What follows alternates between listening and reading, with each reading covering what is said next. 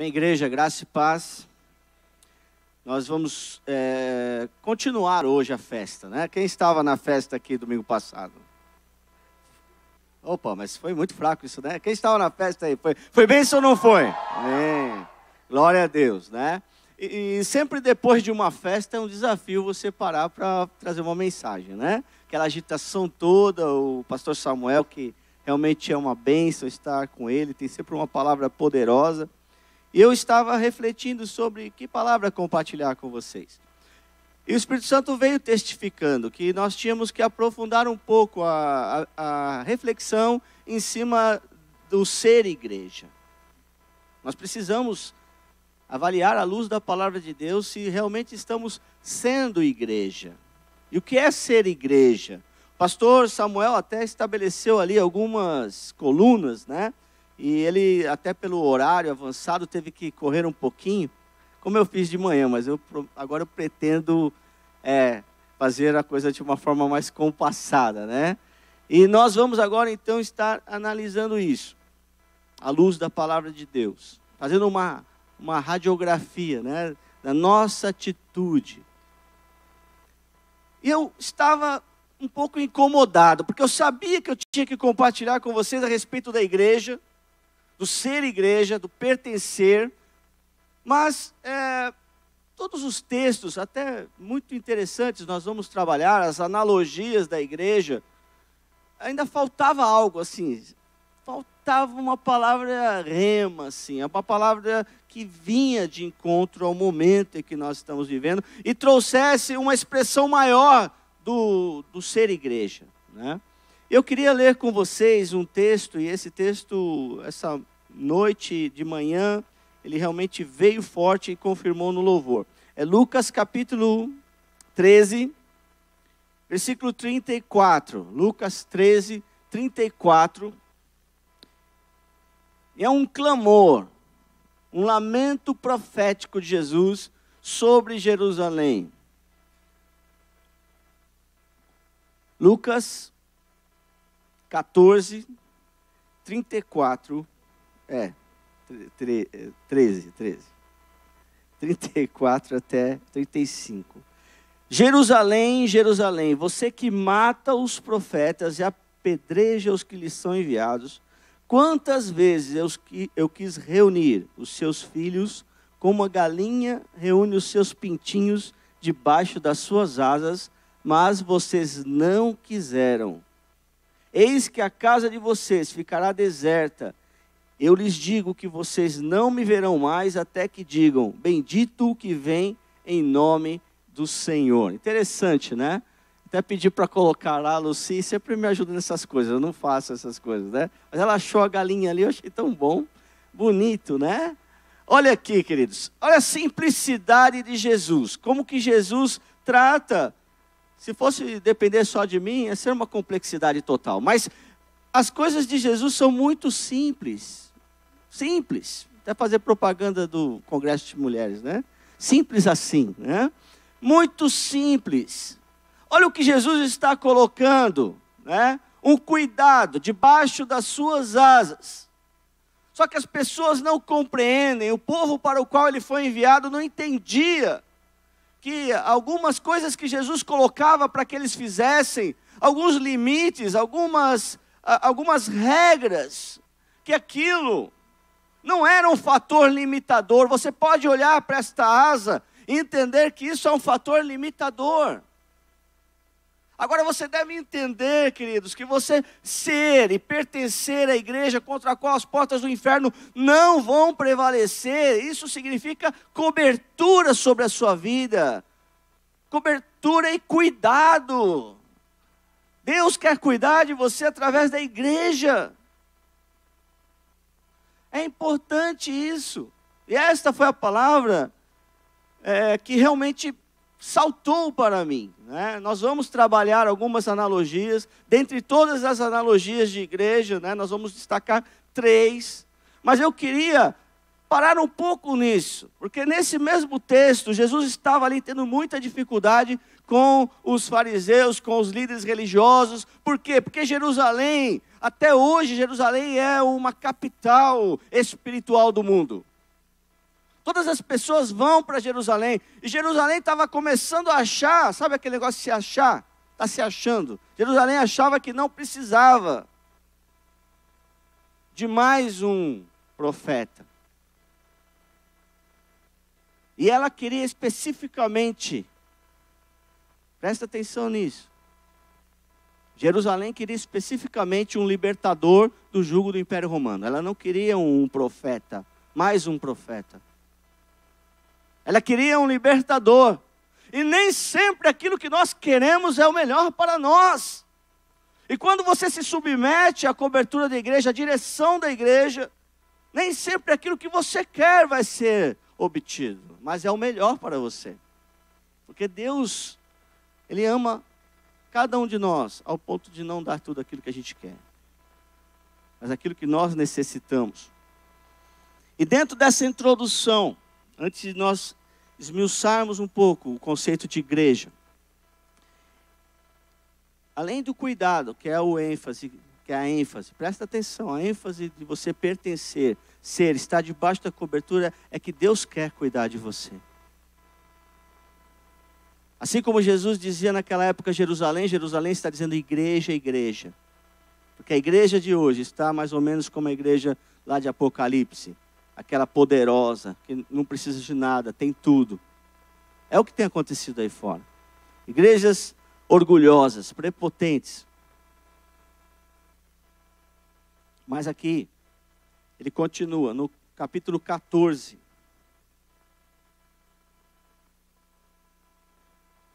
Versículo 15 diz assim. Estava falando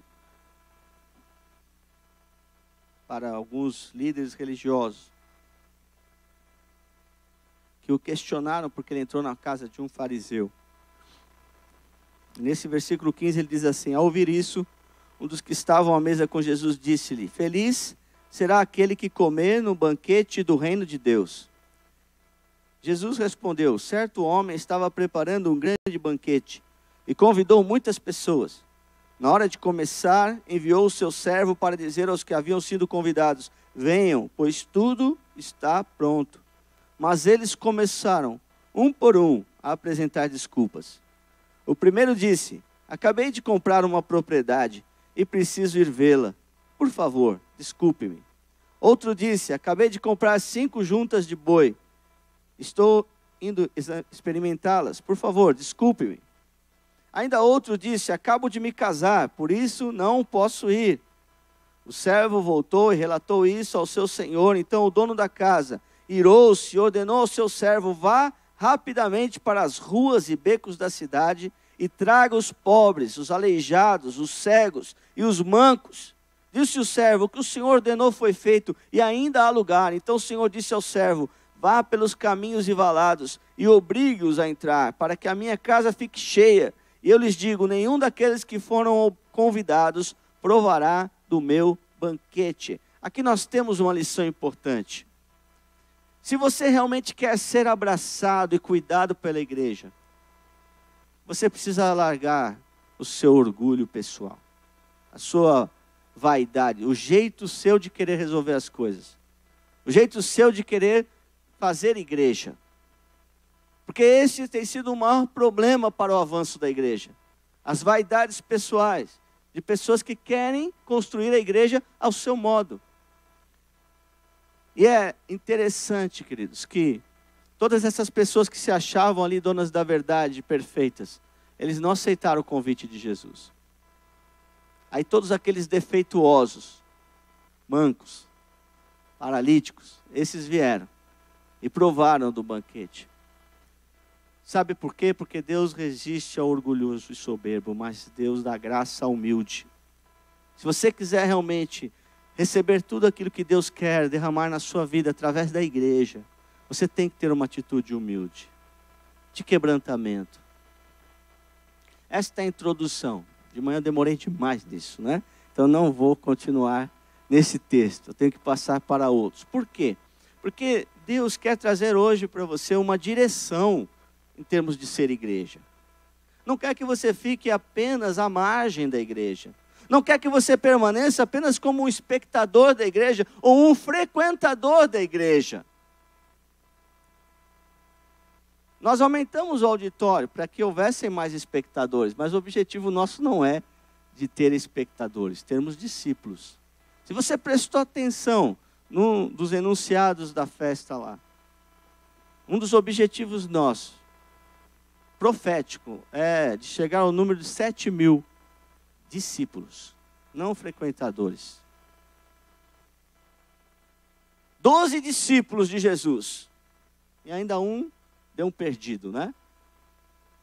Mas 12 discípulos, menos um. Depois entrou Paulo para compensar.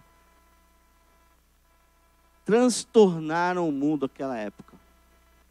Ah, pastor, foram os discípulos. Inicialmente.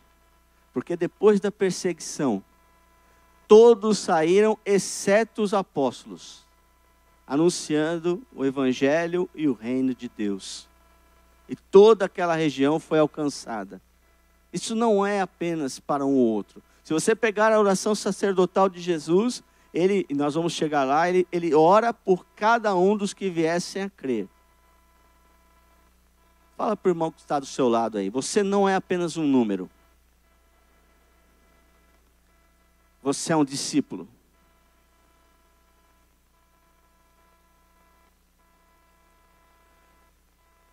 Realmente,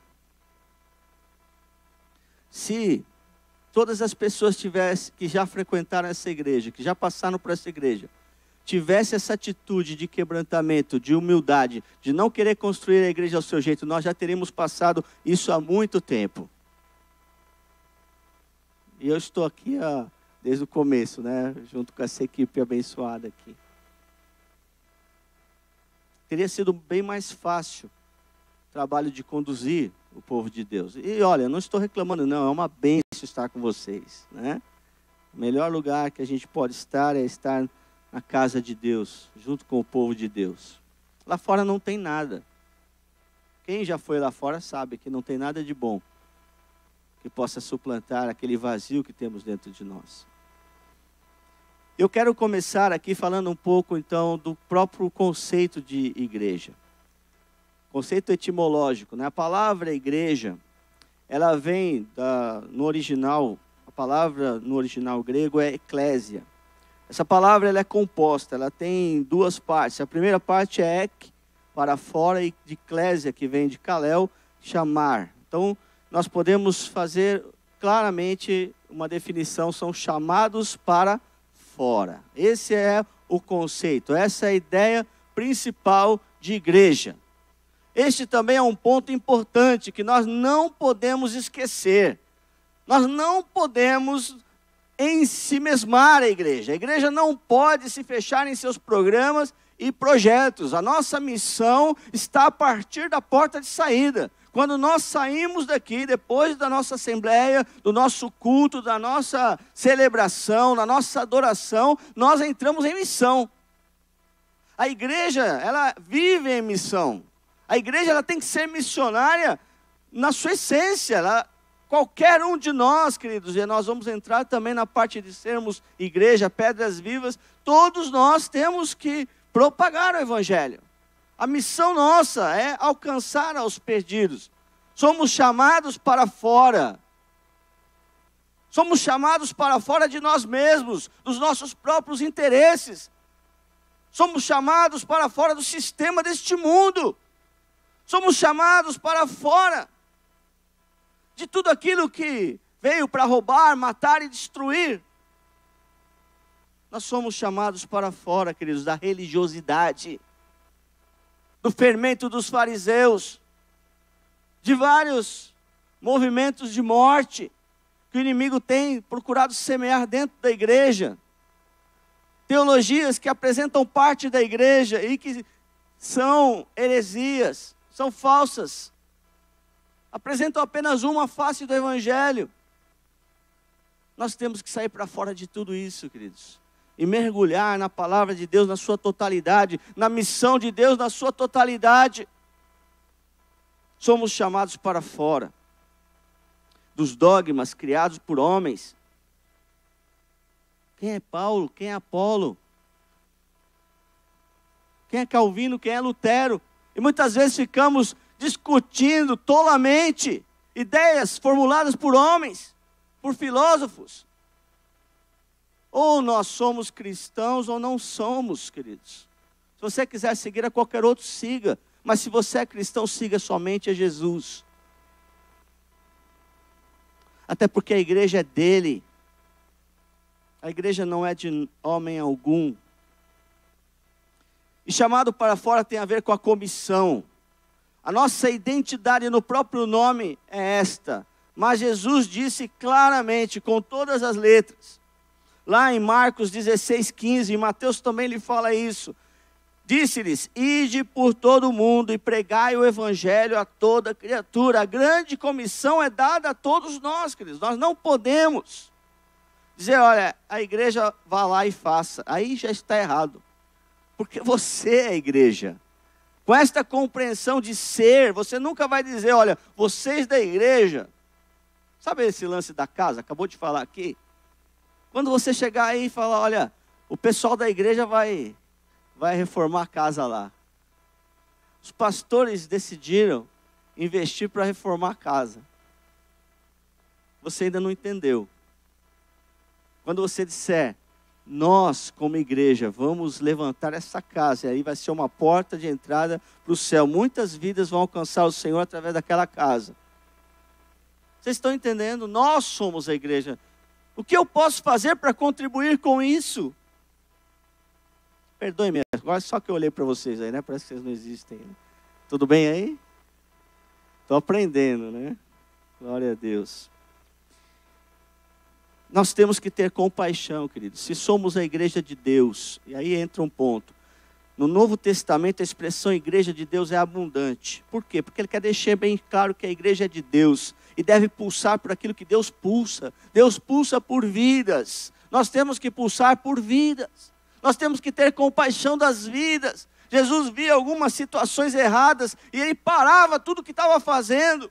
Mesmo quando ele estava cansado, ia descansar, falou, povo, passa para o outro lado, nós precisamos descansar. Mas o povo seguiu e apareceu lá. E ele olhou para a multidão, movido de íntima compaixão. Ele começou a curar. Sabe, queridos, a igreja, ela é de Deus. E ela deve pulsar pelas coisas pelas quais Deus pulsa. Viver pelos planos e propósitos de Deus. Quando nós entendemos também que a igreja é de Deus e não é de homens, ela é composta de homens. Nós também não nos afastamos da igreja quando homens que estão na igreja nos decepcionam. Quantos não se deixam mais abraçar e serem cobertos pela igreja, não participam mais porque foram feridos pela igreja? Tem até movimentos aí, os sem igrejas, movimentos que procuram substituir a igreja. Sem igreja é um livro, mas existem vários movimentos. E nada pode substituir, e nada vai acabar com aquilo que ele criou. A igreja, assim como a família, nasceu no coração de Deus, e pode se levantar um inferno, principados e potestades contra a igreja, que vai cair, porque as portas do inferno não vão prevalecer contra a igreja do Senhor. Nós somos a igreja, então a porta do inferno não vai prevalecer contra nós. Fala para o irmão que está do seu lado, olha, você é a igreja, e as portas do inferno não vão prevalecer contra a sua vida.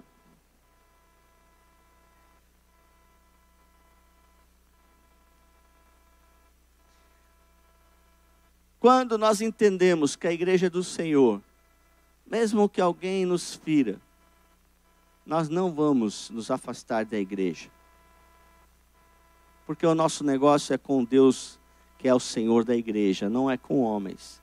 Nós temos compaixão e nos relacionamos com os homens. A igreja é um lugar relacional, nós vamos falar de corpo de Cristo. Temos que estar ligados. Mas não é porque o meu dedão, a unha, infecciona e está doendo, que eu vou arrancar ele fora. Não é verdade? Eu vou procurar tratar. Senão estaria todo mundo amputado aí, né? Toda hora que dá algum problema, você arranca fora. Não é esse o propósito. Mas vamos então para as 3 analogias. Eu queria trabalhar com vocês, existem muitas analogias, mas as principais que eu vejo aqui, que realmente eu senti de Deus de compartilhar, são 3. A primeira é um edifício ou construção. A segunda, o corpo de Cristo. E a terceira, a noiva de Cristo. A primeira delas, nós temos vários textos, mas o que eu queria compartilhar está lá em 1 Coríntios, capítulo 3.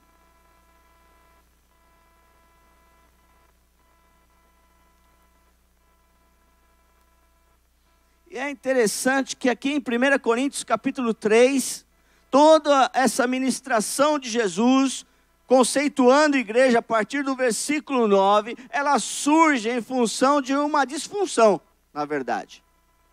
Ela surge em função do quê? De algo que quase não tem na igreja. São divisões e confusões, né?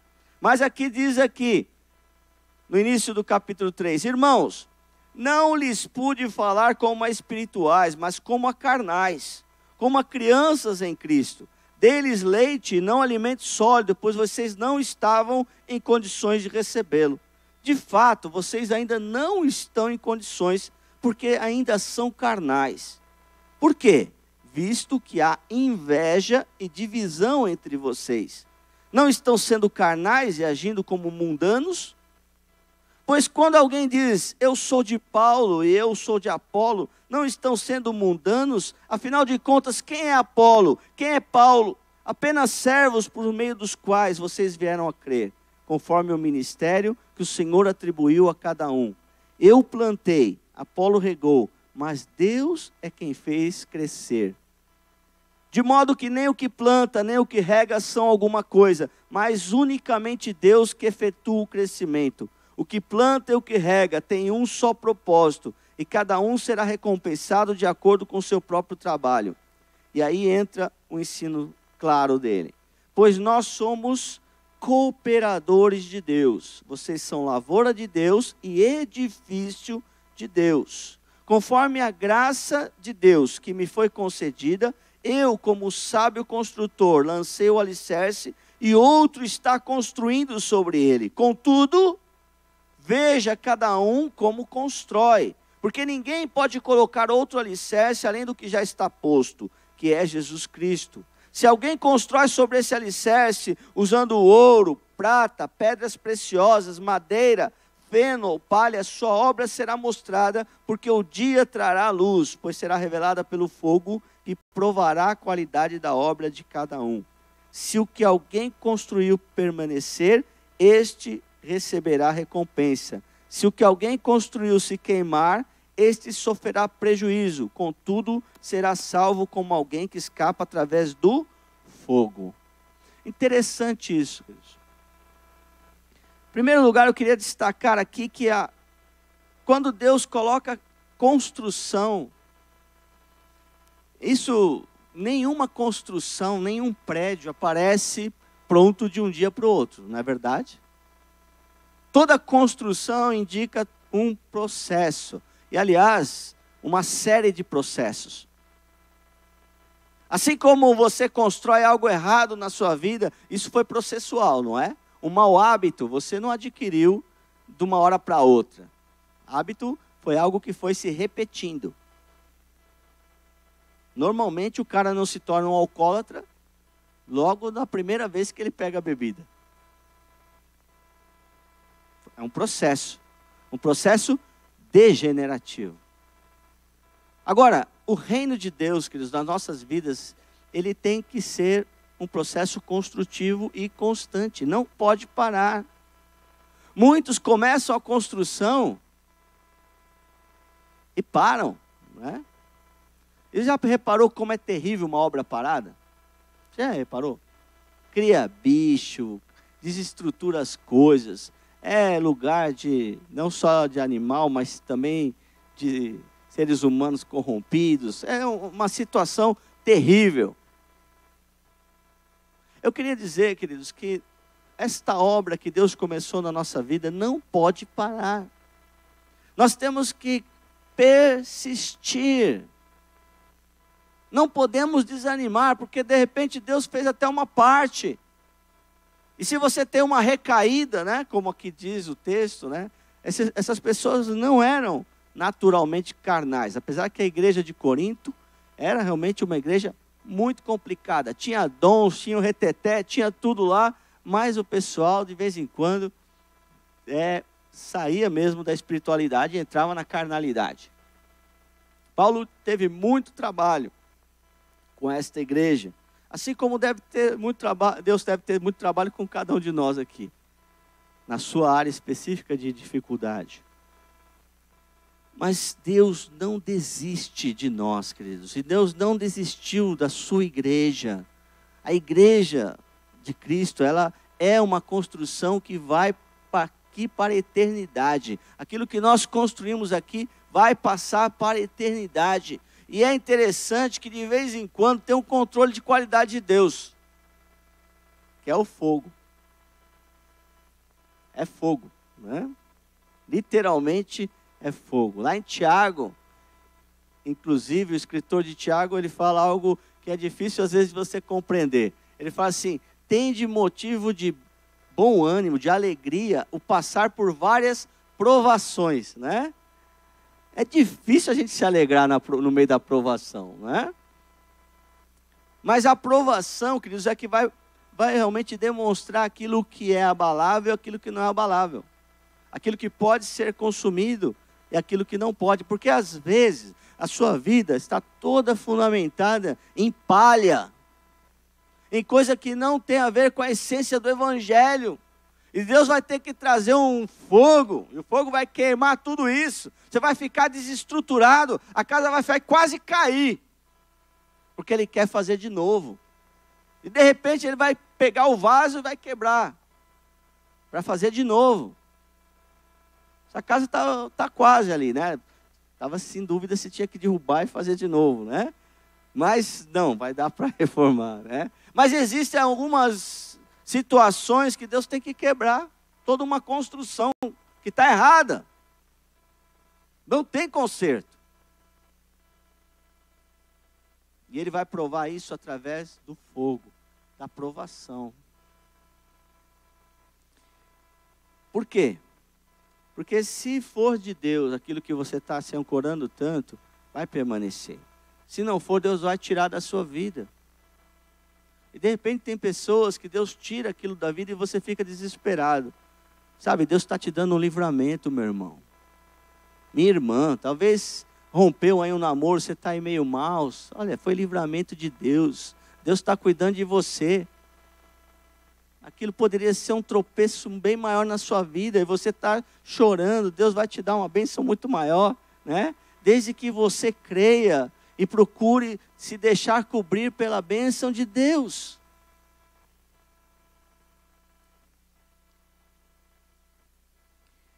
Existem alguns relacionamentos que são destrutivos também na igreja. Eles precisam ser tratados. E para que isso aconteça, tem que vir à luz. Muitas vezes acontecem alguns problemas e as pessoas se desligam, estão passando pelo fogo, em vez de, porque não está debaixo da cobertura, ele não compartilha com o seu líder, e quando vê já está fora da igreja. Quando a gente dá por conta, a pessoa já não está mais. Porque não estava ligado, verdadeiramente. No edifício, nós somos como pedras vivas nessa construção de Deus. Essas pedras têm que estar todas ligadas. Cada pedra tem a sua função.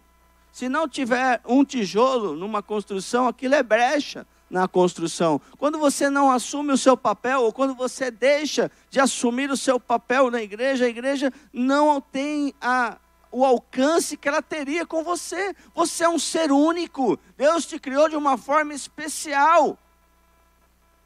Nós vamos trabalhar um pouco mais isso no corpo de Cristo. Cada parte do corpo tem uma importância vital para o ser humano. Cada parte. Alguns textos falam disso, né? E eu queria destacar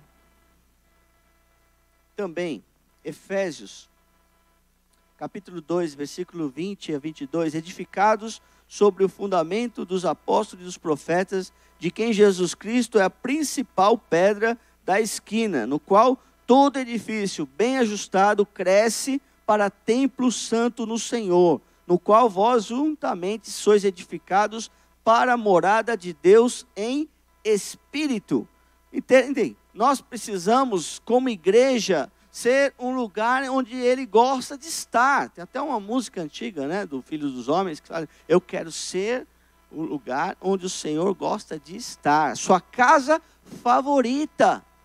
Sabe, cada um de nós, individualmente, é uma habitação do Espírito Santo de Deus. Deus tem prazer em estar na sua vida, queridos. É um lugar agradável de Deus estar. Nós precisamos entender que Ele é santo e nós temos que ser santos. Nós temos que ser realmente pessoas em que a presença de Deus ali não ofende a pessoa de Deus.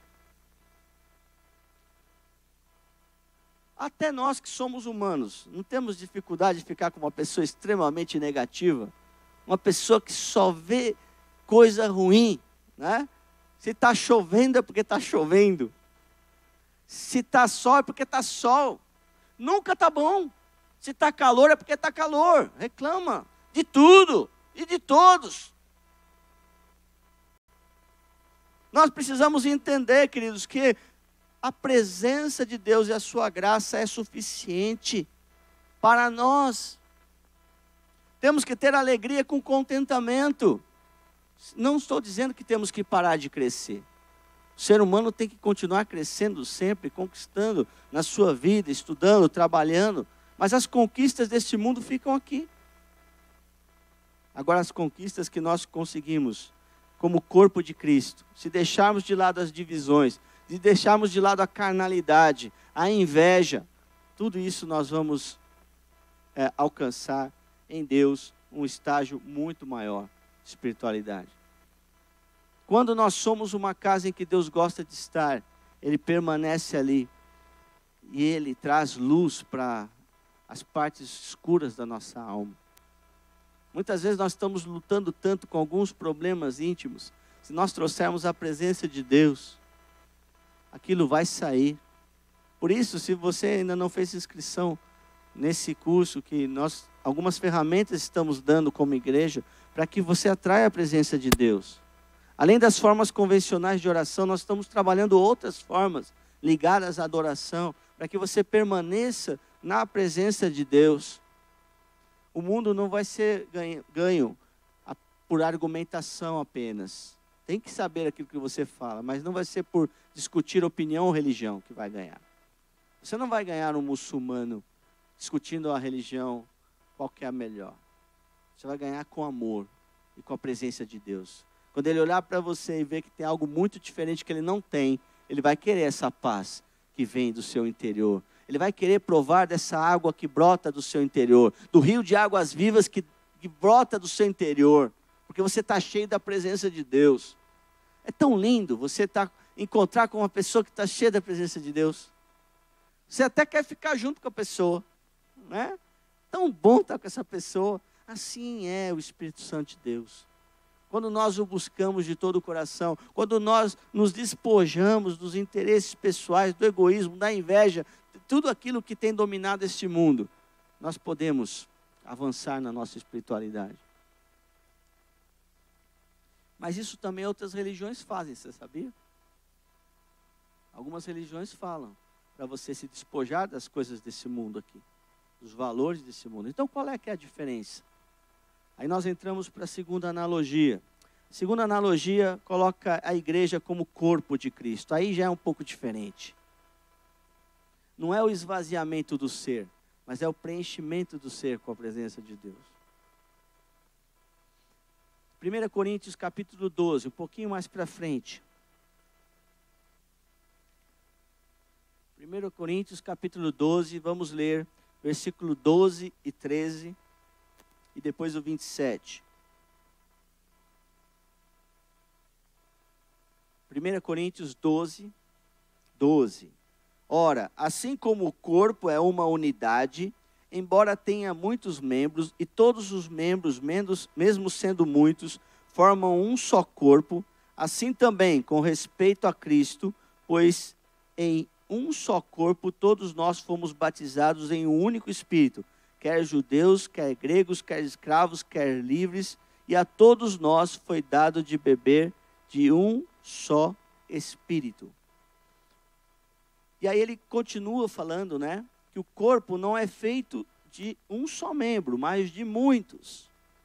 E vai colocando, né, se a mão disser não pertence ao corpo, nem por isso deixa de fazer parte do corpo. Ou se o ouvido disser porque não sou olho, não pertenço ao corpo, nem por isso deixa de fazer parte do corpo. Se todo o corpo fosse olho, onde estaria a audição? Você está entendendo? Então aqui ele vai discriminando e vai detalhando a importância de cada parte do corpo. Ele trabalhou a maior parte dos órgãos externos, que tem visibilidade. Mas quem alguém já teve algum problema em algum órgão interno, sabe que existem alguns até mais importantes do que um externo. Você pode perder, muitas vezes, um órgão externo, ou ele não funcionar bem, mas algum interno, tem alguns que, se você tiver problema, não vai funcionar nada. Seu cérebro, por exemplo, ou seu coração. E qual a visibilidade que tem? O cérebro ou o coração? Nenhuma. Nós vivemos muito de aparência, você já percebeu isso? Nós vivemos muito por aquilo que nós vimos. E atrás da realidade visível existem muitas outras realidades. Esse é um grande problema que induz até muito jovem ao erro, ao escolher o seu sonho, né, amado ou amado. Ele vai pelo rostinho bonito, pela fachada.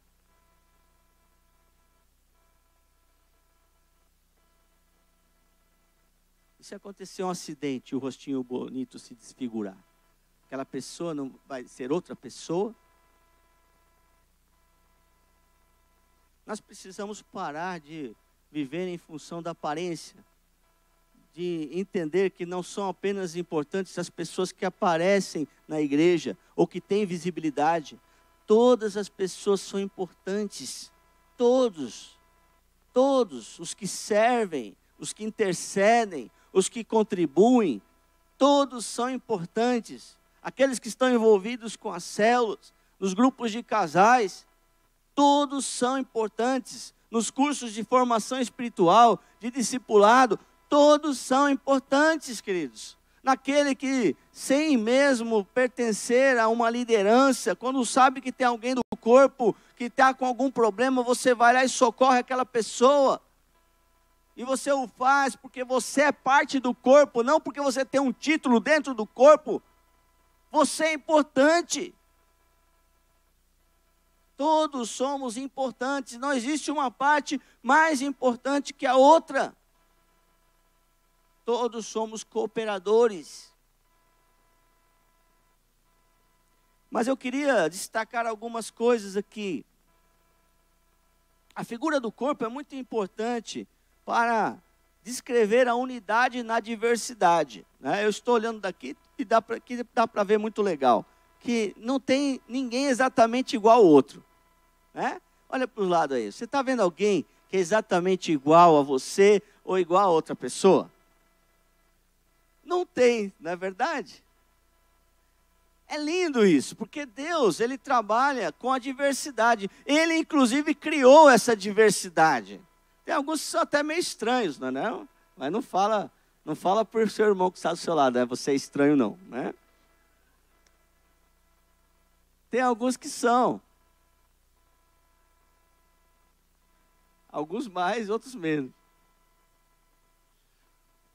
Mas o importante, queridos, é que Jesus pagou o preço por cada um de nós e pagou um preço altíssimo para nos resgatar do império das trevas. E agora nós pertencemos a este corpo maravilhoso. E Ele nos convida, como corpo, a experimentarmos uma boa aventura. Quem é que não gosta de uma boa aventura, não é?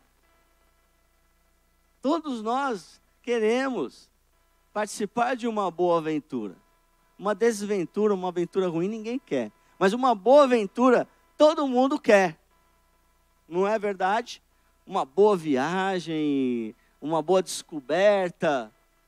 É tudo muito lindo. E olha, Jesus nos convida, quando Ele diz segue-me, quando Ele convida a você pertencer, queridos, você não vai perder nada com Ele.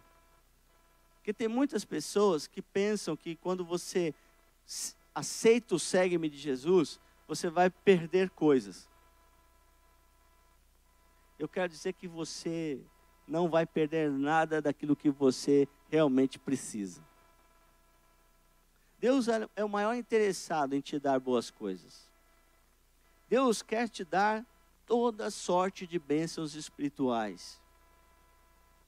Você quer ser abençoado? Então se desarme, meu irmão. Uma das músicas aqui falou muito comigo, né? Que você realmente não deve olhar para trás. Talvez até aqui você teve algumas experiências como igreja ou dentro da igreja que não foram edificantes.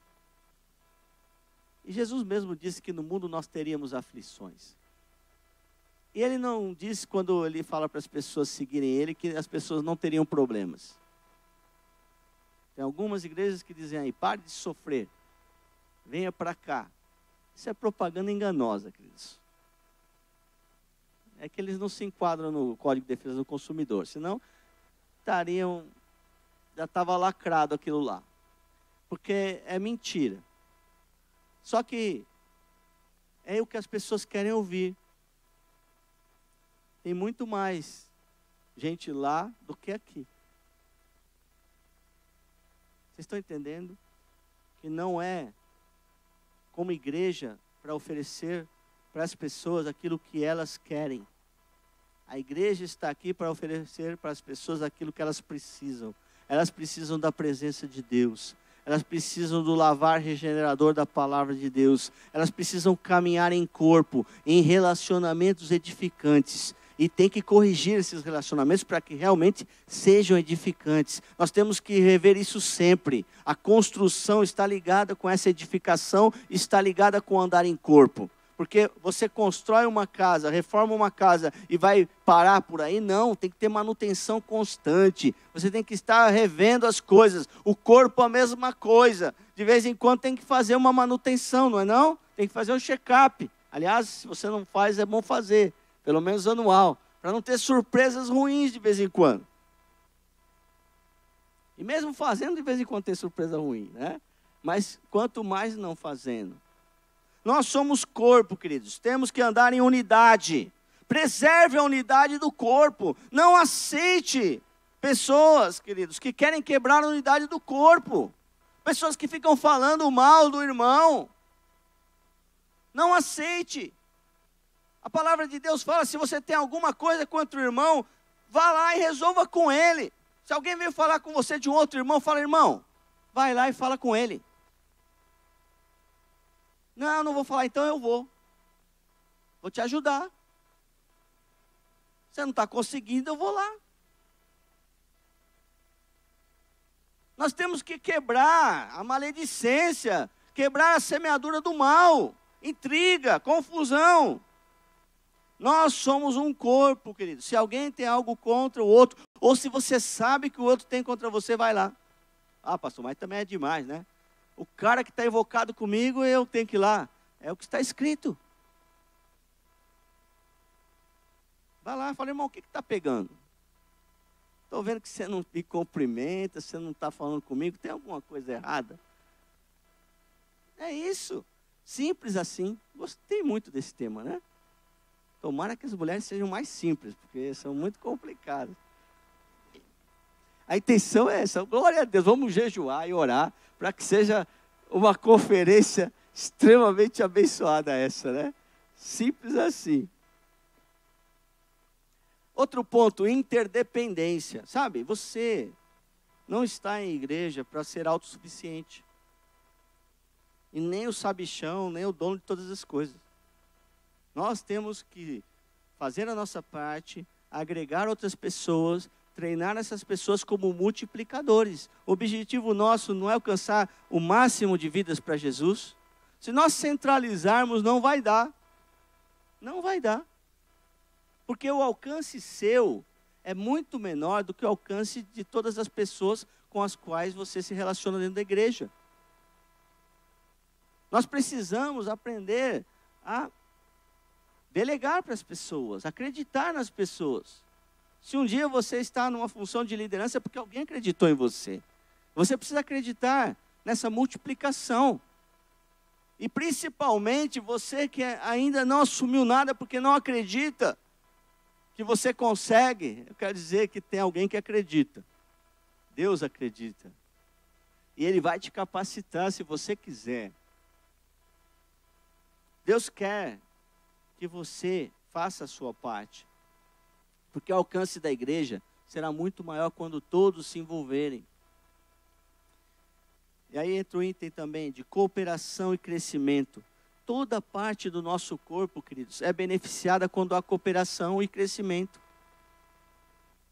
Você já imaginou se houvesse uma divisão do nosso corpo? Quando você, acorda de manhã assim, você fala assim, poxa, hoje eu estou com uma vontade enorme de comer uma feijoada. Aí você chega, se levanta, o seu cérebro dá o comando para o seu corpo, fala, levanta daí. Aí você se levanta, se troca, vai lá no mercado. Foi no mercado, pegou os ingredientes lá, né, selecionou os melhores ingredientes, o seu olho viu, o seu cérebro começou a funcionar para você calcular o custo mais ou menos daquilo lá, e você foi separando todas as coisas, e foi indo, e nesse tempo todo os seus pés estão te sustentando, não é não? Está andando para lá, está indo para cá, e está indo, e está fazendo aquele trabalho, e você vai ali, e depois se você leva aqueles ingredientes para casa, foi dirigindo, conduziu o seu carro, chegou lá, começou a processar aqueles alimentos. Aí começa aquele cheirinho gostoso, né? O seu nariz começa a aproveitar um pouco aquilo, começa a dar aquele estímulo, começa a salivar a sua boca. Você está pensando aquele cheirinho do bacon, cuidado com o bacon, né?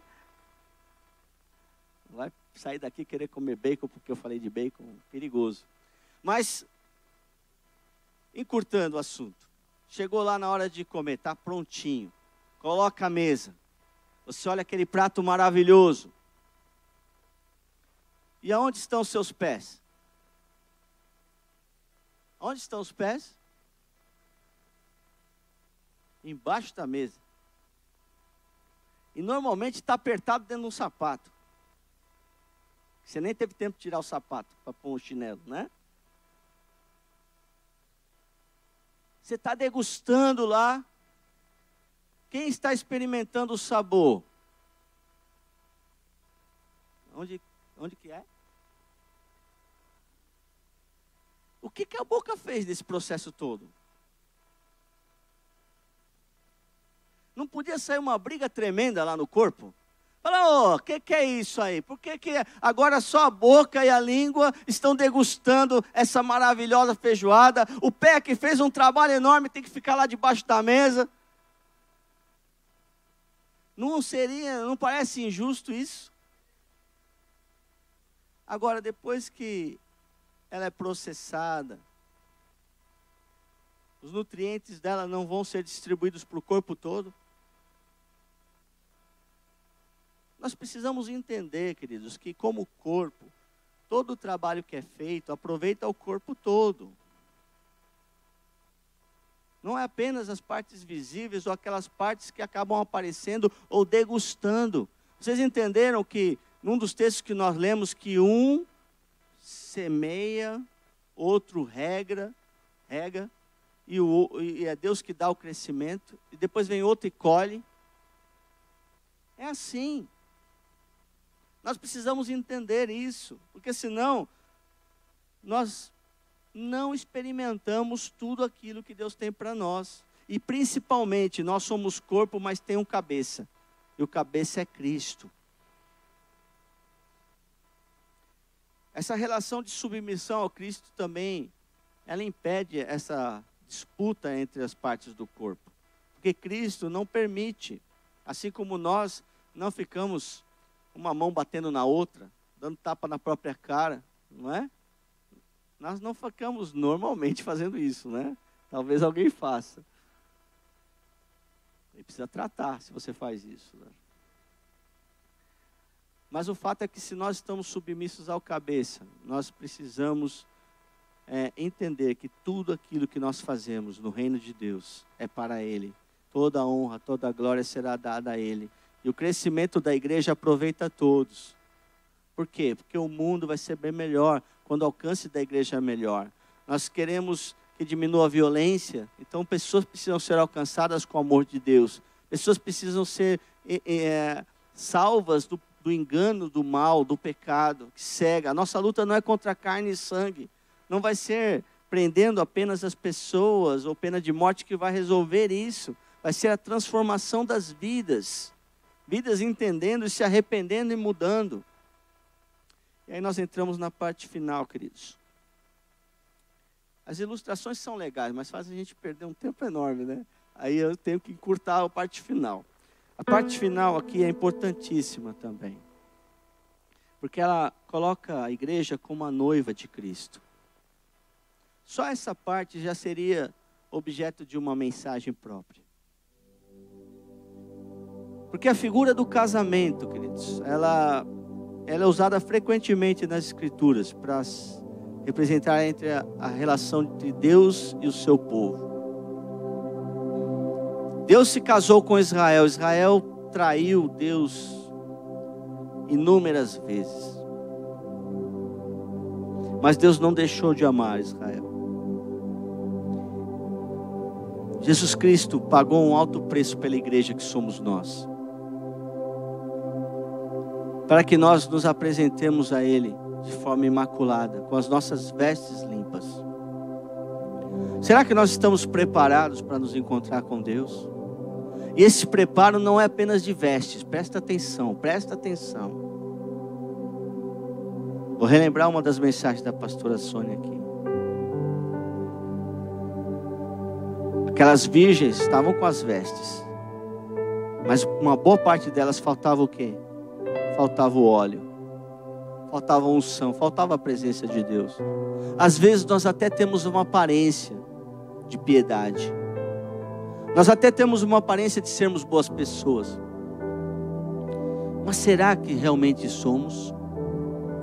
Será que quando nós nos aproximamos do noivo,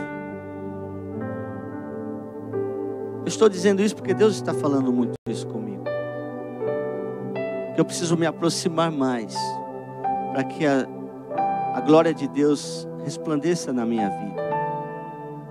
Eu acredito, queridos, que todos nós precisamos melhorar, não apenas para alcançar 7.000. 7.000 é um alvo. A Bíblia fala, pode o homem fazer planos, mas é o Senhor que lhe dirige os passos.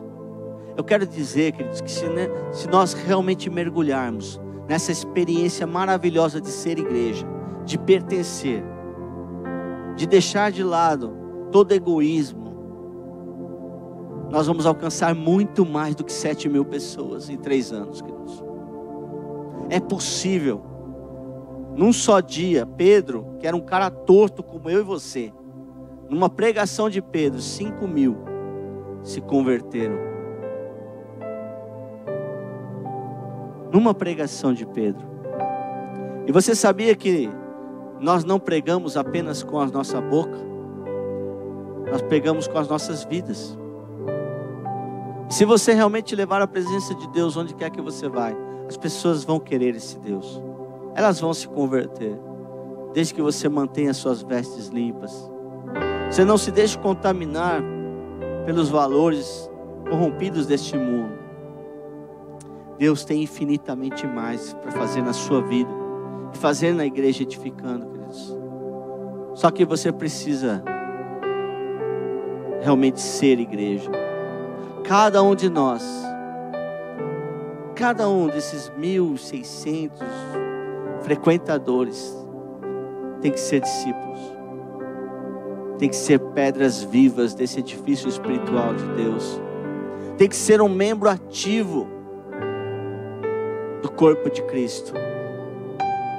Porque se você não faz a sua parte, outro tem que fazer por você. E se torna difícil às vezes. Deus não chama ninguém para ser peso morto, queridos. Nós somos pedras vivas.